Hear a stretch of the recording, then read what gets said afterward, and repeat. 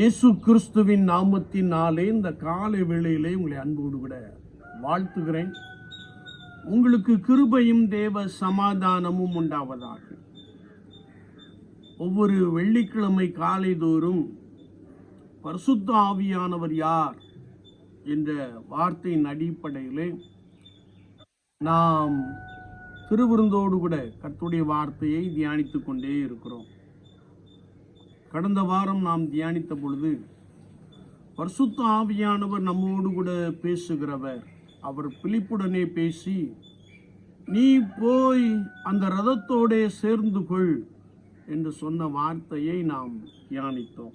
இன்றைக்கும் இரண்டாவதாக பரிசுத்த ஆவியானவர் நமக்கு போதிக்கிறவர் என்பதை பரிசுத்த யோவான் எழுதின சுவிசேஷம் 14ஆம் அதிகாரம் 26ஆம் வார்த்தையிலே நாம் தெளிவாய் வாசிக்க முடியும். என் நாமத்தினாலே பிதா அனுப்ப போகிற பரிசுத்த ஆவியாகிய தேற்றரவாளனே எல்லாவற்றையும் உங்களுக்கு போதித்து நான் உங்களுக்கு சொன்ன எல்லாவற்றையும் உங்களுக்கு நினைப்பூட்டுவார். பரிசுத்த ஆவியானவர் நமக்கு போதிக்கிறவர் என்பதை நாம் இந்த வசனத்தை கொண்டு மிக தெளிவாக அறிந்து கொள்ள முடியும். இன்னும் கர்த்தருடைய வார்த்தை சொல்லுகிறது, உங்களை அதிகாரிகளுக்கு முன்பதாக குற்றப்படுத்தும்படி கொண்டு நிறுத்தினால் நீங்கள் கவலைப்படாதிருங்கள். நீங்கள் என்ன பேச வேண்டும் என்பதை அப்பொழுது நான் உங்களுக்கு அருள் செய்வேன் என்ற ஒரு வசனத்தையும் நாம் வாசிக்க முடியும். என்னை கேட்டுக்கொண்டு இருக்கிற என் அன்பு சகோதரனே சகோதரியே, பரிசுத்த ஆவியானவரை யாரெல்லாம் பெற்றிருக்கிறார்களோ அவர்களுக்கு அவர் போதித்து நடத்துகிறார். எனவேதான் சங்கீதக்காரன் சொல்லுகின்ற பொழுது சங்கீதம் 143 நாம் வாசிக்கிறோம், நான் நடக்க வேண்டிய வழியை எனக்கு போதியும் என்று சொல்லுகிற ஒரு வசனத்தை நாம் அதிகமாய் அறிந்து கொள்ள முடியும். எனவே விசுவாச வாழ்க்கையிலே அபிஷேகம் பெற்றவர்களை ஆவியானவர் ஆட்கொண்டு வழி நடத்துகிறார். இதனாலே ரோமாபுரியர்கள் நிருபம் 8ஆம் அதிகாரத்திலே நாம் வாசிக்கின்ற பொழுது, எவர்கள் தேவனுடைய ஆவியினாலே நடத்தப்படுகிறார்களோ அவர்கள் தேவனுடைய புத்திரர் எண்ணப்படுவார்கள் என்று எழுதப்பட்டு இருக்கிறது. ஆவியானவரால் நடத்தப்படுகின்ற அனுபவம், ஆவியானவரால் போதிக்கப்படுகின்ற அனுபவத்தை குறித்து நாம் தியானிக்கிறோம்.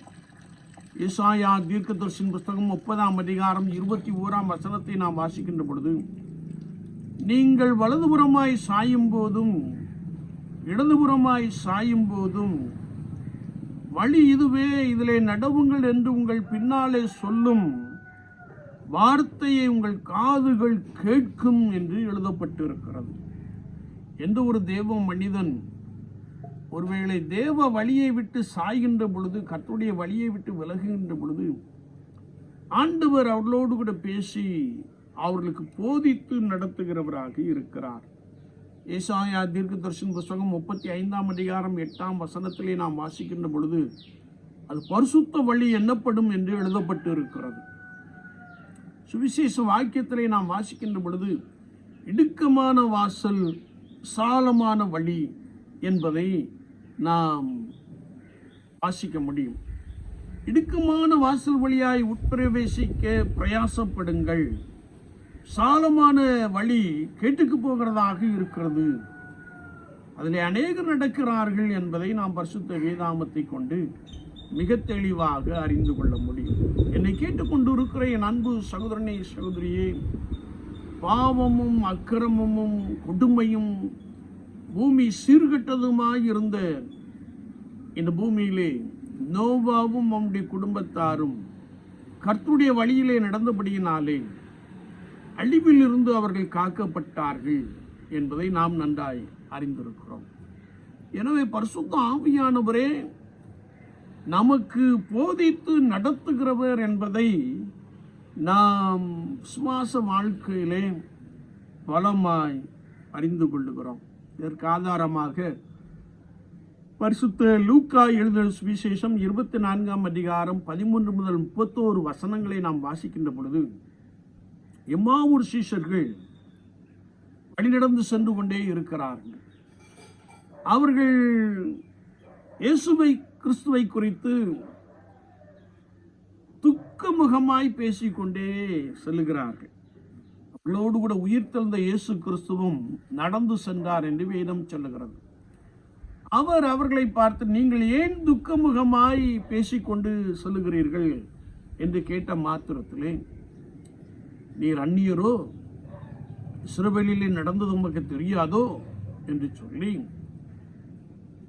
இயேசு இஸ்ரவேலை மீட்டி ரட்சிப்பார் என்று நாங்கள் நம்பியிருந்தோம், அவரை சிலுவையில் அடித்து விட்டார்கள் என்று துக்கத்தோடு கூட பேசுகின்ற ஒரு வார்த்தையை நாம் வாசிக்க முடியும். அப்படி அவர்கள் பேசி சம்பாஷித்துக் கொண்டு நடந்து வந்த பொழுது இயேசு அவர்களுக்கு வேத வாக்கியங்களை விளக்கி காண்பித்தார். மோசே முதலான தீர்க்கதரிசிகள் எழுதி வைத்திருக்கவில்லையா? கிறிஸ்து பாடுபட வேண்டும் என்று எழுதப்பட்டிருக்கவில்லையா என்ற வசனத்தை அவர்களுக்கு உயிர்த்தெழுந்த இயேசு கிறிஸ்து விளக்கி காண்பித்த பொழுது அவருடைய இருதயம் கொழுந்து விட்டு எரிந்ததாக சொல்லுகிற ஒரு அனுபவத்தை நாம் பார்க்க முடியும்.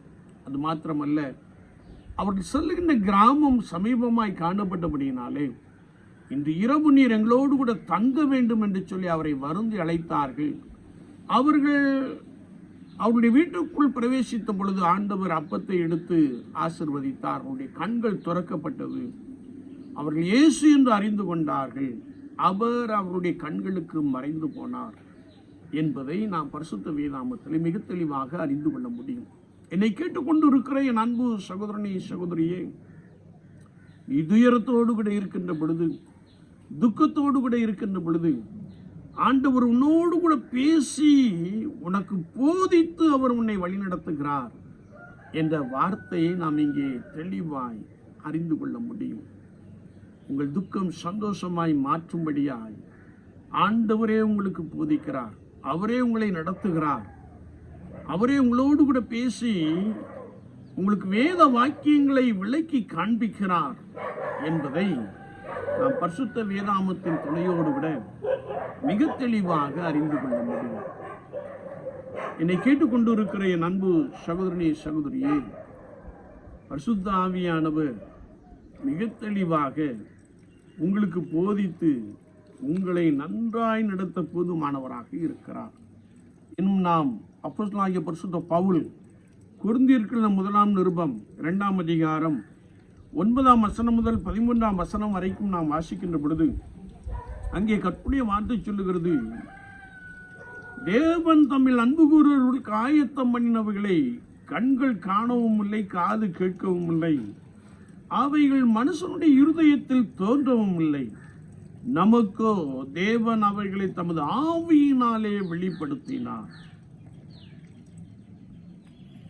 அந்த ஆவியானவர் எல்லாவற்றையும் தேவனுடைய ஆழங்களையும் ஆராய்ந்திருக்கிறார்.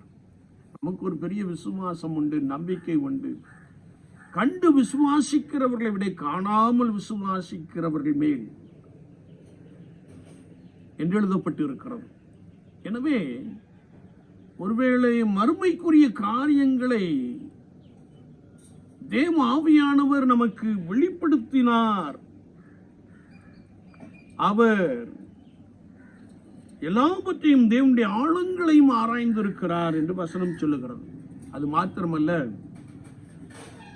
தேவனுடைய ஆவியின்றி ஒருவனும் தேவனுக்குரியவைகளை அறிய மாட்டான். எனவேதான் ரோமர் 8:9 நாம் வாசிக்கின்ற பொழுது, கிறிஸ்துவின் ஆவி இல்லாதவன் அவருடையவன் அல்ல.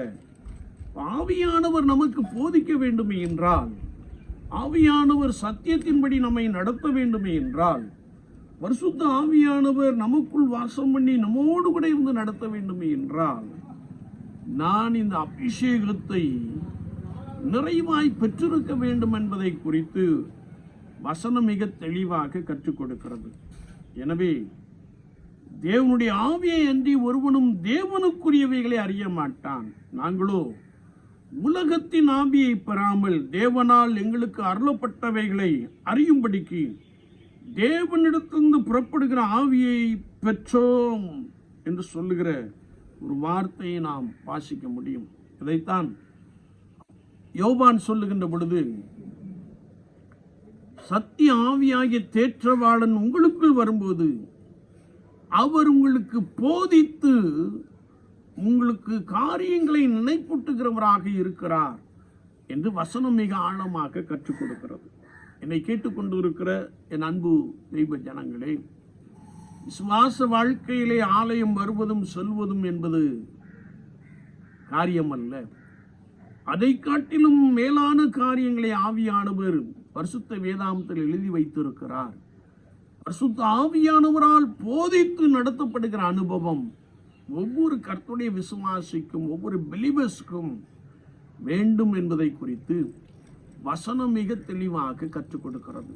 விசுவாச வாழ்க்கையிலே நான் இவ்விதமான ஒரு மிகப்பெரிய அனுபவத்தை பெற்ற நபர்களாக காணப்படுகிறோமா என்பதை சற்று நம்மை நாமே ஆராய்ந்து நிதானித்து அறிய வேண்டும். ஏனென்றால் அப்போஸ்தலனாகிய பரிசுத்த பவுல் சொல்லுகின்ற பொழுது, அவைகளை நாங்கள் மனுஷ ஞானமாய் போதிக்கிற வார்த்தைகளாலே பேசாமல் பரிசுத்த ஆவி போதிக்கிற வார்த்தைகளாலே பேசி ஆவிக்குரியவைகளோடு சம்மத்தப்படுத்தி காண்பிக்கிறோம் என்று சொல்லுகிற ஒரு வார்த்தையை நாம் வாசிக்க முடியும். என்னை கேட்டுக்கொண்டு இருக்கிற என் அன்பு சகோதரனே, சகோதரியே, இதை குறித்து தான் யோவான் சொல்கிறார், பிதா அனுப்ப போகிற பரிசுத்த ஆவியாகிய தேற்றவாளனே எல்லாவற்றையும் உங்களுக்கு போதித்து நான் உங்களுக்கு சொன்ன எல்லாவற்றையும் உங்களுக்கு நினைப்பூட்டுவார் என்ற ஒரு வார்த்தையை நாம் மிக தெளிவாக அறிந்து கொள்ள முடியும். எம்மாவூர் சீஷர்களோடு கூட உயிர்த்தெழுந்த இயேசு கிறிஸ்து பேசி அவருடைய துக்கத்தை, கவலையை நீக்கி போட்டார். மோசே முதலான தீர்க்கதரிசிகள் சொன்ன வார்த்தைகளை நினைப்பூட்டினார். அவர்கள் மிகவும் சந்தோஷப்பட்டார்கள். ஒரு சம்பவத்தை சொல்லி நான் முடிக்கட்டும். இளம் பிராயத்திலே, வாலிப பருவத்திலே, லந்தனும் நாட்களிலே ஒரு 40 நாட்கள் உபவாசம் இருக்கும்படியாய் ஆண்டவர் உதவி செய்தார். இம்மட்டும் அவனமாய் நடத்தி வருகிறார். அப்படி அந்த உபவாச நாட்களிலே நான் வாலிப பருவத்திலே சபை ஊழியராய் இருந்தபடினாலே ஆலயத்தில் உள்ள வெஸ்ட்ரியிலே நான் தங்குவது பழக்கமாக கொண்டிருந்தேன். இரவிலே ஜெபிப்பதும் வேதம் வாசிப்பதுமாக, பகலிலே வேதம் வாசிப்பதுமாக, ஜெபிப்பதுமாக நாட்கள் கடந்து கொண்டிருந்தது. ஒரு விசை ஒரு சமயத்தை சார்ந்த சிங்கராஜா என்ற ஒரு சகோதரர், நீங்கள் இரவிலும் காலையில் அதிகாலையிலும் இந்த குறிப்பிட்ட சந்து வழியாக செல்லுகிறீர்கள், ஏதாயிலும் கிடக்கக்கூடும் என்று சொல்லி ஒரு டார்ச் லைட்டை வாங்கி கொடுத்தார். அவர் வாங்கி கொடுத்து பல நாட்கள் ஆகிவிட்டது. ஆனால் ஒரு நாள் ஆலயத்தின் கதவை பூட்டிவிட்டு காம்பவுண்ட் வாசலுக்கு வருகின்ற பொழுது அந்த டார்ச் லைட்டை எடுக்க வேண்டும் என்ற சத்தம் எனக்குள்ளே உண்டாயிற்று. அதை எடுத்துக்கொள் என்று சொல்லி நான் திரும்பவும் கடந்து சென்றேன். டார்ச் லைட்டை எடுத்து வந்தேன். குறிப்பிட்ட அந்த சந்து வழியாய் நான் கடந்து வந்த பொழுது அங்கே ஒரு விஷ பாம்பு படுத்திருக்கிறதை நான் கண்டேன். ஒருவேளை ஒரு கம்பை எடுத்து அந்த பாம்பை அடித்து போட்டுவிட்டு நான் கடந்து சென்றேன்.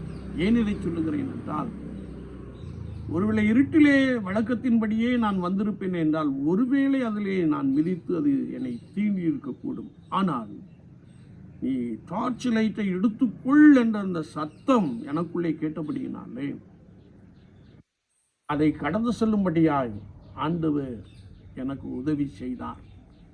ஒருவேளை மிகப்பெரிய ஒரு ஆபத்திலிருந்து கர்த்தர் என்னை காப்பாற்றினார் என்று நான் சொல்லுவேன். என்னை கேட்டுக்கொண்டிருக்கிற என் அன்பு சகோதரனே, சகோதரியே, பரிசுத்த ஆவியானவர் நம்மை நிரப்பி இருக்கின்ற பொழுது அவர் வார்த்தைகளை கொண்டு வசனங்களை நமக்கு விளக்கி காண்பித்து போதிக்கிறவராக இருக்கிறார். எனவே நாம் இந்த கிருபையை இழந்து போகாதபடிக்கு பரிசுத்த ஆவியானவருடைய வல்லமையினாலே நிரப்பும்படியாய் நாம் பரிசுத்தத்தோடு கூட காத்திருப்போம். கர்த்தர் நம்மை நிரப்புவார். நீங்கள் நடக்க வேண்டிய வழியை உங்களுக்கு காண்பிப்பார். அவர் வார்த்தைகளை கொண்டு உங்களுக்கு போதிப்பார். நீங்கள் சத்திய வழியிலே, சமாதான வழியிலே, பரிசுத்த வழியிலே நடந்து வருவீர்கள். ஆண்டவர் அப்படிப்பட்ட கிருபைகளை நமக்கு நிறைவாய் கொடுப்பாராக. ஆமீன், ஆமீன். நாம் ஜெபிப்போம். நேசிக்கிற நல்ல ஆண்டவரே, இந்த காலை வேளைக்காக நாங்கள் நமக்கு நன்றி செலுத்துகிறோம். பரிசுத்த ஆலயத்திலே வந்து காத்திருக்கிற உம்முடைய ஜனங்களுக்காய் ஸ்தோத்திரம். பலப்படுத்தும். பரிசுத்த ஆவியானவர் நம்மோடு கூட பேசுகிறவர், நமக்கு போதிக்கிறவர் என்ற வார்த்தைகளுக்காய் ஸ்தோத்திரம்.